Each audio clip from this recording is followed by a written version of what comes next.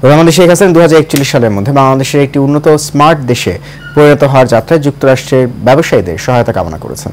সকালে প্রধানমন্ত্রীর সরকারি বাসভবন গণভবনে ইউএস বাংলাদেশ বিজনেস কাউন্সিলের একটি প্রতিনিধি দলকে দেয়া ভাষণে তিনি আরো বলেন, 2041 সালের মধ্যে একটি উন্নত, সমৃদ্ধ এবং স্মার্ট বাংলাদেশে আমাদের যাত্রায় অংশীদার হিসেবে যুক্তরাষ্ট্রের ব্যবসায়ীরা পাশে থাকুক।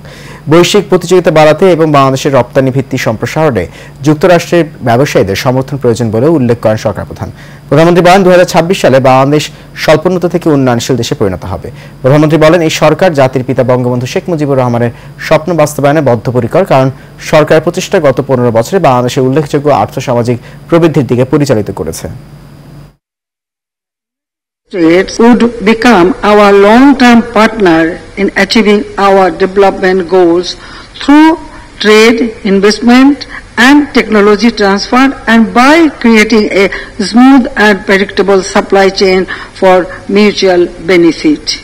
I invite you to invest in our many vibrant and high potential sectors such as renewable energy, shipbuilding, automobiles, pharmaceuticals, light and heavy machineries, chemical fertilizers, ICT, marine resources and medical equipments, handicrafts, among others.